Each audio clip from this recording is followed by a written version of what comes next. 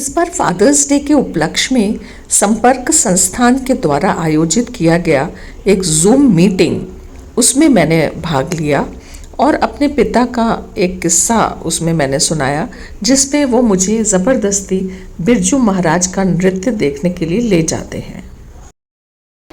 Thanks Mansi. और मुझे आज इन बच्चों के बीच में ये कहते हुए बड़ा गर्व महसूस हो रहा है कि मैं 65 इयर्स ओल्ड हूँ। तो बचपन और 65 बड़ा अच्छा लग रहा है ये पल।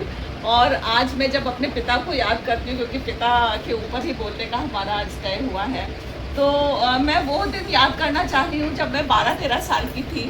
और थोड़ा सा मैं आपको एक बैकग्राउंड देना चाहूँगी कि मेरे पिताजी शिक्षक थे सिंधिया स्कूल ग्वालियर में, और वो सिंधिया स्कूल था बॉयज़ का स्कूल। तो सिंधिया स्कूल बॉयज़ स्कूल में डॉटर होने का जो डॉटर की पढ़ाई का एक स्पेशल प्रिविलेज था वहाँ पे। तो सारे लड़कों के बीच में मैंने पढ़ाई करी। और जब मैं 12-13 साल की थी तो बोर्डिंग स्कूल का तो आपको पता है कैसा हिसाब किताब रहता है। वहाँ पे उनका मेस होता है, उनके असेंबली हॉल होता है, असेंबली हॉल में पिक्चर्स वगैरह सब दिखाई जाती हैं। तो पता चला कि इस बार संडे को इंग्लिश पिक्चर की जगह हिंदी पिक्चर दिखाई जानी थी। तो मैंने अपने पिता से और माता से कहा कि आज तो मैं पिक्चर देखने जाऊंगी हिंदी वाली ज़रूर। तो मेरे पिता ने मुझे समझाने की कोशिश करी कि आज तुम सीमा पिक्चर देखने मत जाओ। मैंने कहा अरे पिताजी मैं क्यों नहीं जाऊंगी, आज मुझे तो जाना ही है। तो उन पलों में मेरे पिता ने जो मुझे समझाने की कोशिश करी मैं नहीं समझ पाई, और मैं अपने माता जी को बता के पिक्चर हॉल में पहुंच गई। अब पिक्चर हॉल में तो मैं पहुंच गई, लेकिन मैंने सोचा था कि शायद पिताजी इस बात को छोड़ देंगे और कुछ कहेंगे नहीं। उन्होंने मुझे घर पे थोड़ा समझाया कि देखो आज शहर में बिरजू महाराज जी का कार्यक्रम है, मैं चाहता हूँ तुम पिक्चर न देख के बिरजू महाराज के कार्यक्रम में चलो। मैंने कहा कि बिरजू महाराज कौन, ना मैं उनको जानती हूँ ना कुछ। पिताजी मुझे तो आज पिक्चर ही देखनी है। खैर इतना सब वार्तालाप होने के बाद मैं पहुंच गई वहाँ स्कूल असेंबली हॉल में, और पिक्चर देखने का कार्यक्रम भी शुरू हो गया। कार्यक्रम तो शुरू हुआ, लेकिन मैंने देखा कि थोड़ी देर में मेरे कंधे पर एक हाथ आया, और वो हाथ था मेरे पिता का।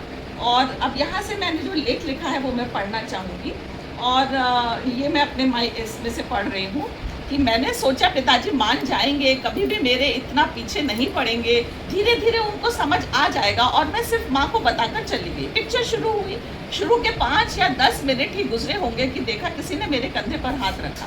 पीछे मुड़ी तो देखा पिताजी खड़े हैं। ओ माय गॉड, यही रिएक्शन था मेरा, पिताजी यहाँ आ गए।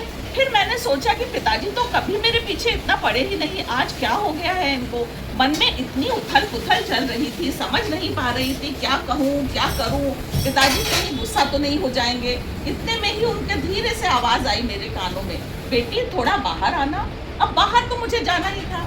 बेमन से बिना किसी मतलब सारा उत्साह खत्म करते हुए मैं मरी हुई चाल से उनके साथ बाहर आई, और उन्होंने मुझे बाहर खड़ा किया और मुझसे बोले आज मैं तुम्हारी एक नहीं सुनूंगा। मैंने तुमसे कहा था कि बिरजू महाराज का नृत्य देखने जा रहे हैं, देखो स्कूल बस भी आ रही है, इधर से ही तुमको बस में ले जाऊंगा। हे भगवान, अब तो मेरे पास कोई चारा नहीं था। स्कूल के सामने खड़े होकर मैं पिताजी को कुछ नहीं बोल सकती थी। घर की बात तो और है, घर में आप जिद भी कर सकते हो, घर में आप पैर भी पटक सकते हो, घर में आप आवाज़ ऊंची भी कर सकते हो, पर स्कूल की बिल्डिंग के सामने खड़े होकर तो मैं नखरे नहीं कर सकती थी ना।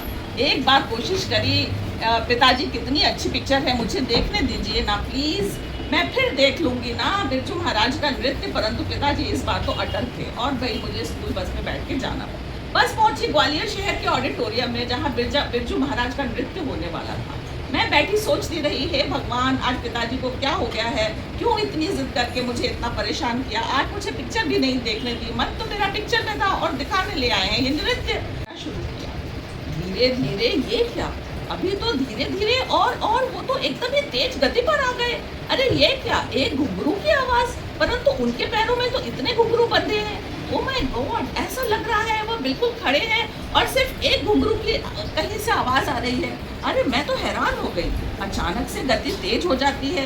ओ माय गॉड, ये क्या, हॉल में सभी स्तब्ध हैं, उनके हाथ, उनके पैर, उनका शरीर जैसे संगीत की लहरों में लहरा रहा है।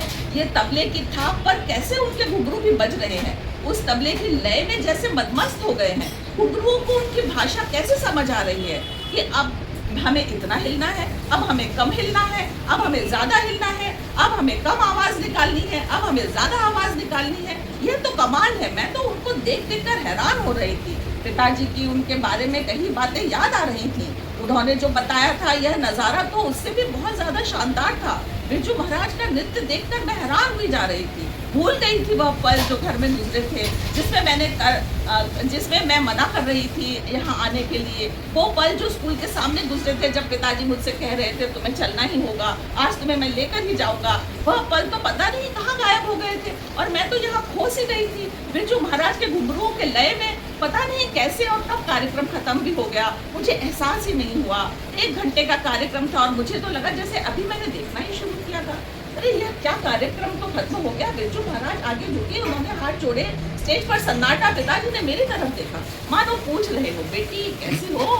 मैं तो जैसे कहीं किसी नींद से जागी थी, या यूं कहिए कि नींद में ही थी।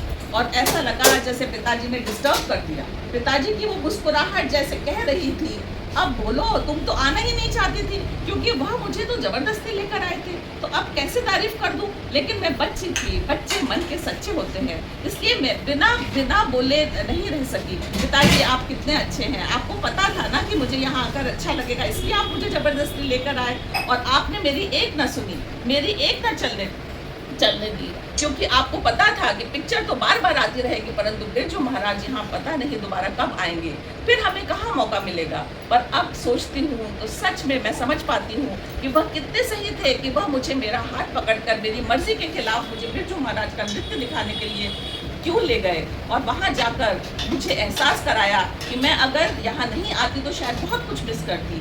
वह दिन और आज का दिन मैंने एक बार और उनका नृत्य देखा जयपुर में, लेकिन वह जो पहला नृत्य था मैं कभी भूल नहीं पाई। और आज जब मैं अपने आर्ट ऑफ पेरेंटिंग के लेक्चर लेती हूँ अपने यूट्यूब चैनल पर, तब मैं कहना चाहती हूँ आपसे कि कभी कभी ज़बरदस्ती करने से अच्छा होता है। तो सिंधिया स्कूल के अध्यापक और मेरे पिता, जिन्होंने मुझे एक आजीवन का लेसन मुझे सिखाया, मैं कभी भूल नहीं पाती। तो बच्चों, तुमको मैं यही कहना चाहूँगी कि जो भी पिता और माता हमें सिखाते हैं, आगे कहीं जाकर हमारे बहुत काम आता है।